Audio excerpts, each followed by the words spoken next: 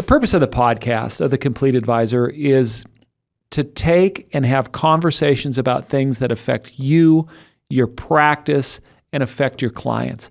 And again, so this is a rare one, Joe, and I'll introduce Joe here in a second, but this is actually a topic that affects every single person that the listeners to this show work with, and actually even them too. Sure. And so today's conversation, we are going to talk about Medicare, and we're going to talk about maybe some misconceptions. We're going to talk about the resources you should be considering and why you should, if you're not talking about it, at least a little bit with your clients, you need to talk to them a lot.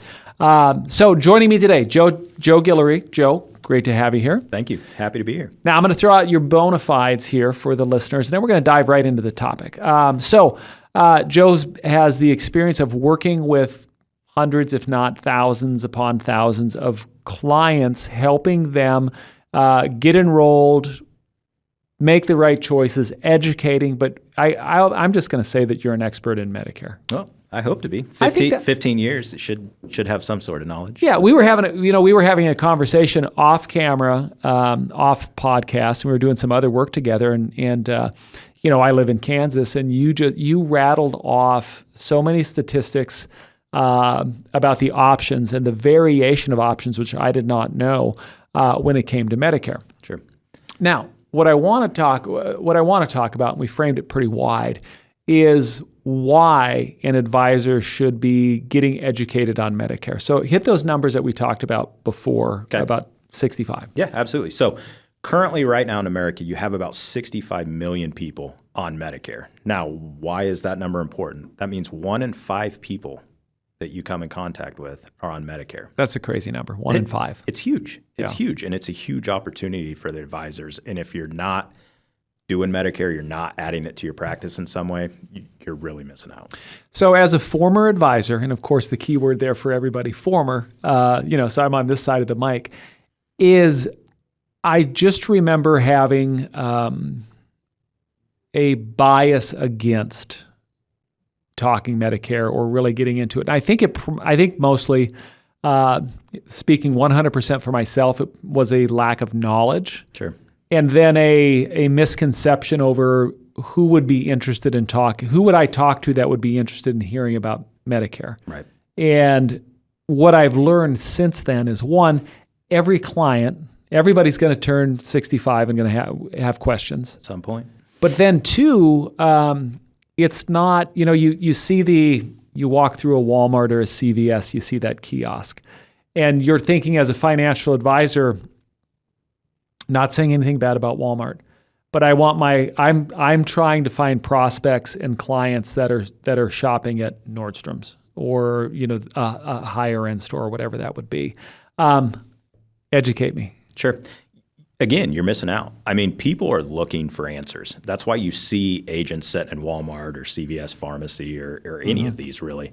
And again, if you're not talking Medicare in your practice, you're missing out because other advisors are. Yeah, 100%. And that's one thing. Call it whatever you will, however you learned your sales training. But we're all taught, if you're in any kind of sales, you're looking for a wedge point. That's what I refer to it as a wedge point. Get that wedge between the existing provider of whatever it is and what I'm offering. Why do you need to talk to me? Well, Joe didn't talk to you about this. So that wedge, and anything we can do, the battle for clients, the battle for new prospects, but actually really the maintaining existing clients, it's a battleground. And anything you can do to make sure that you keep a competition out from talking to your clients is super important. Yeah, and if you're looking for a financial prospect, there's no place better to look than Medicare, right? Because if these folks are looking for Medicare information, odds are they're already over 65 or they're approaching it pretty quickly.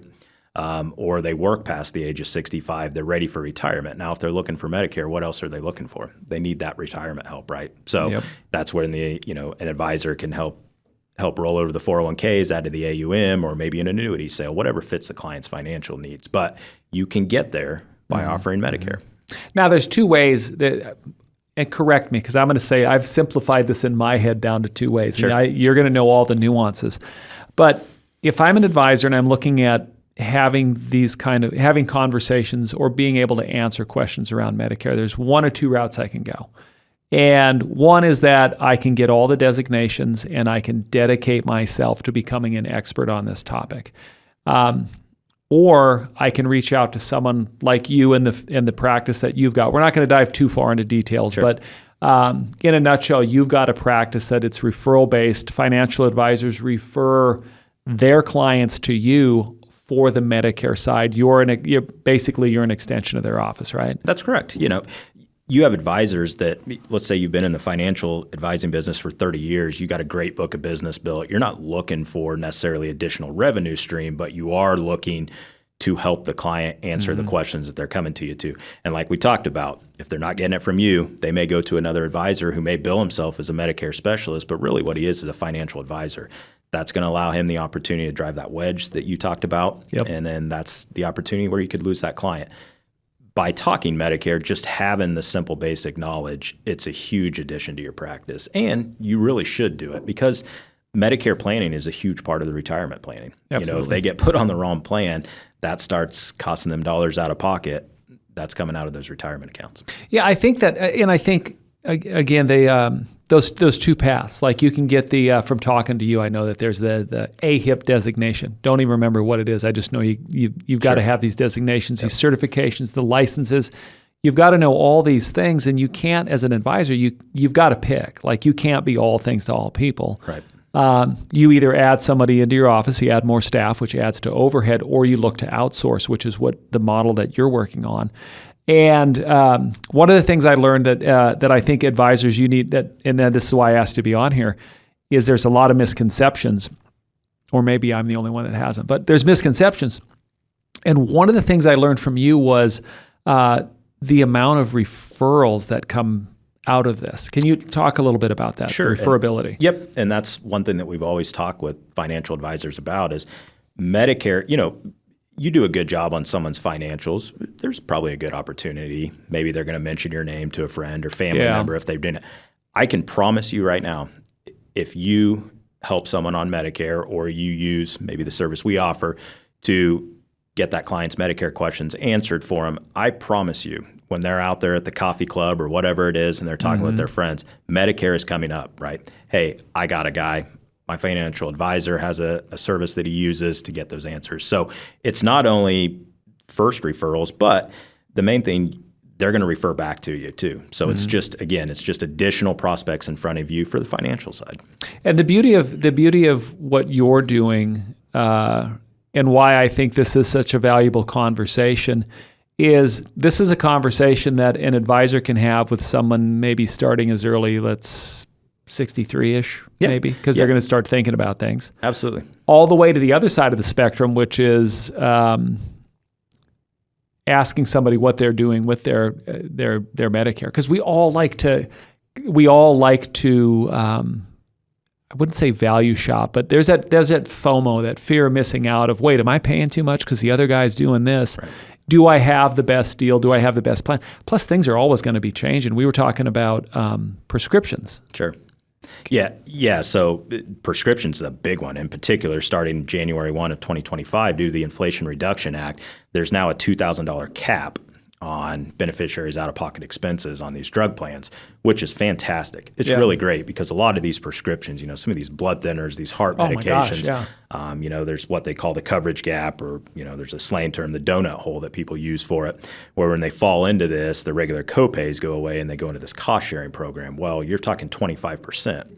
When you're talking Trulicity or something like that, you're looking at retail cost at $800-900. All of a sudden, that prescription just jumped from $47 to $250. So next year, it's going to be great for those folks. But on the other flip side, let's say someone's just taking, there's a Part D late enrollment penalty if you don't take one when you're first eligible, right? So most people are going to enroll one to avoid that penalty down the road. The problem is maybe these people take none or one or two medications. Well, if that premium jumps up 40-50% this year at the end of the year, annual enrollment's coming up October 15th to December 7th. They're going to be looking for answers. So these advisors are going to start getting more and more questions from these Medicare beneficiaries. And there's so many there's so many articles written about Medicare, AARP, all that. So this is something where questions are being where questions are being pushed out, or these articles are being pushed out. See that, Joe? That's the challenge of having a glass wall is we get fans that walk by, and I lost my train of thought because they're goofing around. But things like our AARP, Consumer Reports, there are a ton of articles all the time about making the right choice and comparing these things. And I'll be honest, I mean, we're at a time where there's more access to more information than like ever before in human history. And sometimes that's not a good thing. Oh, it's a terrible thing. It's a terrible thing. In my house right now, there's a fireplace in the living room. And we decided to take the mantle off because we watched this stupid video on YouTube, a do-it-yourself deal, which was a lie because they pulled that mantle off in like 2 seconds. And it's not as easy. No, it's not as easy. But I've watched all this, and we know what we want to do, and now I have to do it. And it's almost paralysis by overanalysis because am I going to do this type of wood? Am I going to do the other? And that's only with a silly little fireplace. We're not talking, how many different Medicare, how many choices are there? So like we're sitting here in Kansas right now, right? Yep. So I think there's 62, 63 companies that offer Medicare supplements. Now, the crazy part about Medicare supplements, there's 10 standardized ones. I think it launched back in 2006. The coverage is identical. Okay, what's not is the premium difference. I think female turning 65, and these aren't exact, but you're somewhere right around 110 a month. Probably lowest rate right now, 107, 108, somewhere in there. Highest rate, maybe for turning 65, is $200. Coverage is identical. That's crazy. So if they're not shopping or someone's not telling them, hey, you really need to shop this, they're just burning money they don't have to. I worked, so every year our annual benefits come up. I bet this happens all the time. Our annual benefits come up, our health insurance here for employees. And we get so many people that it gets confusing. So they select the one that's the most expensive because they figure it covers everything. And it's so hard to read all that stuff, to be honest. I'll tell you a funny little story, and it sticks out. So it happened 2-3 years ago. An advisor referred a client to me, and they had already had Medicare. Okay, so they came in, and there's a Medicare supplement plan A. Mm-hmm. Okay. It's probably the least comprehensive of all the supplement plans. It only covers, I believe, the Part B coinsurance. I had never seen one before. I'd never enrolled one myself. I'd never seen a client with it. So I'm kind of staring at it, and I'm trying to think of what to say. And I said, who signed you up on this? And he said, I did it myself. Yep. And I said, why did you select supplement A? I got to be honest, I've never seen someone enroll in one before. And this is what he told me. He said, when you were in school, what was the best grade you can get? And I said an A. A's got to be the best plan, right? That's literally how the plan was picked. I mean, I think when we looked at it, even at the time, I think for like $28, $30 more a month, whatever it was, he could literally get such tremendously better coverage, but it's just not known. So, people, maybe some don't ask questions. They're just doing it on themselves, and mistakes happen. Mistakes happen. And that's the beauty, is that even if you've never, that's one of the things that I think is cool, is the ability to have a conversation or a reason to have a conversation with anybody that is in that ideal client age. If you're working with people that are planning to retire, which is, I don't know, everybody. Well, and like we talked about too, you have 1 in 5, but right now you have 10,000 a day turning 65. That's huge. I mean, those people are looking for answers. Yeah. That's a lot of people. And I just think, one of the things that everybody who listens to this podcast, everybody who's a business owner, all you're looking for is the opportunity to get somebody to stop, look, and listen to what you have to say. And if you have something that you could start a conversation with everybody, like, that's crazy. Like, that if you're not talking about it, it's a missed opportunity. I could actually kick myself for not taking the time to get educated back then. Now, this was a while ago, right. But had I had the ability to have a resource and know what I was saying, that's huge. So, give me a couple. So 15 years doing this, of having these conversations. I'm going to put you on the spot. Sure. Have you always worked a referral method of advisors referring business to you? Yeah, and I've had my own retail business as well. Okay. On that side. But yeah, the referral deal, that really came up from speaking. I have friends that are advisors, right? So they're looking for some, and I'll never forget, I have a good friend of mine who's a financial advisor, and I asked him, I said, what do you do on your Medicare? He's like, I don't touch it with a 10-foot pole. Exactly. So I said, if someone calls you, what do you say? I'd tell them, I'm sorry, I don't do it. And I said, that's it? Yeah. What if they were retiring in 2 months and they had a $500,000 401k that you could have rolled over? It's a missed buying opportunity. Absolutely. And it took a little bit to get him convinced, but once we did, he's still currently referring to people to us today, So it's just a huge added value service to your client. Think about off the top of your head, sorry to put you on the spot here, but maybe one or two of the biggest misconceptions that advisors have that aren't doing Medicare at all, referring it or even talking about it. I think a lot of them think that people are doing this themselves, and some are. Mm-hmm. Most aren't, right? They're looking for answers, and they don't have to look far for someone that's trying to sell them a Medicare plan, right? You have all these call centers. You have certain companies that send agents door to door. They're door knocking. They're, we've met with referrals before that bring in a box, right? And I'm like, holy cow, what, they bring a gift? No, it's not a gift. It's literally a stack of mail, and it's just these prospect letters from independent agents, insurance companies. And, the client says, look, I've tried to I'm more confused now based off this information than ever before. Yeah. So, we have a simple approach. The one thing I've, talking with advisors before, I have some guys that have done seminars, and I asked the individual, how many people do you have at your last seminar? He said, 260. I was like, holy cow, that's huge. Wow. That's huge. And it is a bigger city, but I said, how many policies did you write off that? He's like, none. I said, what? How can you not write a policy off 260? And I said, show me your program. Before we even got into our program and how we educate a client, I said, show me yours. Maybe it's just something we could tweak, right? So, and this was a phone call with the client. He's emailing this to me, and I'm like, are you sending it over? He's like, yeah, sure, send it over. All of a sudden, I see my email thinking, right? It took this thing like 15 minutes to come over via email because it was over 220 slides. Get out. And I said, how long does that seminar take for you to give? He said anywhere between 2 and 2.5 hours. Well, buddy, you lost him after the first 20 minutes. Yeah. It shouldn't take that long. It doesn't need to take that long. You don't have to give the client ins and outs of the entire Medicare program. You can give them a foundation of knowledge, in my opinion, within 25 to 30 minutes. Mm-hmm. Move on to product selection. With the knowledge you just gave them, it's fresh in their mind. It's going to allow them to understand the products easier. And that's the approach we do. I love it. What about, so think then general public biggest misconceptions? The Medicare covers everything. Same thing on the Social Security side. People retire and go, holy cow, my Social Security's $1,200. My bills are $1,500. This doesn't work out, right? Same thing on Medicare. People tell me they turn 65, I have Medicare, my health's all covered now. Medicare Part A, for instance, has a $1,630 deductible, $1,632 this year. If you're in the hospital and you come out 60 consecutive days and then you go back in for something else, you pay that again. You can be responsible for up to 5 times in a calendar year. So that's the price that can add up. On Medicare B, which is the doctor side primarily, some other stuff, durable medical equipment, whatnot, they pay 80% after this little $240 deductible, but then you're paying 20%. Now somebody says, well, 20% doesn't sound like very much. The thing you have to understand, there's no cap on it. Sky's the limit, right? So things happen, people develop chronic diseases. You do not want to have to be eating 20% of a heart surgery.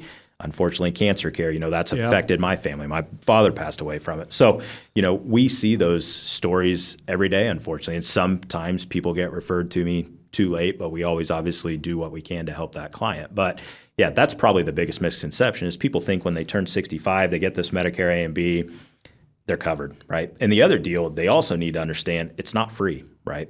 So Medicare Part A, you have your 40 quarters in, you earn that premium free. I tell everybody, some lazy guy down the street that's lived off his parents the whole life, never done anything. When he turns 65, he's going to get his because he's going to pay $500 a month, $505, I think, just for Medicare Part A, right?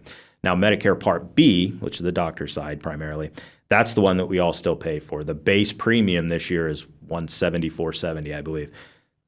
Most people don't realize that. Back when the full retirement age and Medicare were both 65, most people never realized that $174.70, it comes out of your Social Security check, right, before you ever get it. So a lot of people never realized they never paid it. Now with the full retirement age being 66 and 6 months, or as we go on here, it's going to go up, people are working past 65 so they can get their higher payout on Social Security. But at the same time, they need to understand there's still some costs. Now, there's also what they call the IRMA, which is an income-related adjustment, right? So, you've been successful your whole life, which is awesome. Medicare sees it a different way, right? Yeah. So the 174.70 is based off your base income. So I think on an individual right now, the single income level is around 100,000. If you made over that, your premium goes up, okay? Not just on your Medicare Part B, but you have a drug plan premium, you also get an IRMA on that as well. So, I think your Medicare Part B premium can be as high as close to $500 a month. Yeah. So there's a big difference. And in these are your financial clients, you need to be having these conversations because you sure as heck don't want to be surprised once you come out with a retirement plan and, hey, we need X amount of income every month. We've got this thing set up. The product's working out. What is this extra $400 a month we had not anticipated? Well, if you'd known Medicare, you'd have known about it ahead of time, and you guys could have planned for that budget-wise. Joe, I have to tell you, I love, I don't know why I'm such a fan, but I love when somebody who's an expert starts talking, and you can see the command of the topic. So that unbelievable. And I will tell you, as you also were talking, I was thinking like, my God, I could never get to that. If I was a financial advisor and I'm working on portfolios and putting models together and gathering new assets, I don't have time to get that level of expertise. No. And I tell you, I would definitely be going, I said earlier, there's two routes you could go here. You could become an expert yourself, or you outsource this. Man, I'm outsourcing. Yep. Well, and I tell everybody, I've been in this 15 years. I still learn new stuff every day about Medicare. It's constantly changing. Mm-hmm. So, again, if an advisor wants to focus on their core financial business, they need to find an outlet for the Medicare. Okay, if they don't want to learn it, they need to figure out a referral or some sort of program that they can utilize so they can provide that to the client. I tell you what, Joe, we're going to have to, we're absolutely going to have you back on next time you're coming through town. Sure. 'Cause I'd love to continue this conversation. My wife will tell you I love talking Medicare, right? So now it bores her to death, and she hates when I'm in a grocery store or something, and maybe we run into a current client or something, I'm always there for answer. I can't turn it off. So it's a fun topic, and I came from retail sales. I did that 10 years out of college, close to 10 years anyways, and then got into the Medicare side of things. And I tell everybody, it's a difference. When I was in retail, you're selling a want, right?